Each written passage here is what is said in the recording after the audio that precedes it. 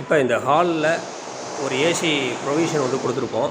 இதில் பார்த்தீங்கன்னா தெரியும், இது ஹாலுக்கான ஏசி ப்ரொவிஷன் தான். இங்கே கம்ப்ரஸர் பார்த்தீங்கன்னா பொதுவாக காமனாக பார்த்தீங்கன்னா நம்ம பால்கனி இருந்துச்சுன்னா பால்கனியில் இந்த ஸ்டாண்ட் வச்சு வச்சுருவோம். நம்ம இந்த ஏசிக்காக இந்த ப்ரொவிஷன் கொடுக்கும்போது இந்த 2.5 இன்ச் பைப்போ 3 இன்ச் பைப்போ கொடுக்கும்போது அதுக்கு வாட்டர் லைனில் ஒரு சின்ன ஓஸ் வரும். பார்த்தீங்கன்னா தெரியும். இது மாதிரி ஆக்வர்டாக இருக்கக்கூடாதுங்கிறதுக்காகவே ஃபஸ்ட்டே பிளான் பண்ணி பார்த்தீங்கன்னா அந்த பைப்போடையே சேர்த்து ஒரு 1 இன்ச் பைப்பு கொடுத்து அதை வால் கன்சல்ட் பண்ணி எடுத்துகிட்டு போயிருக்கோம்.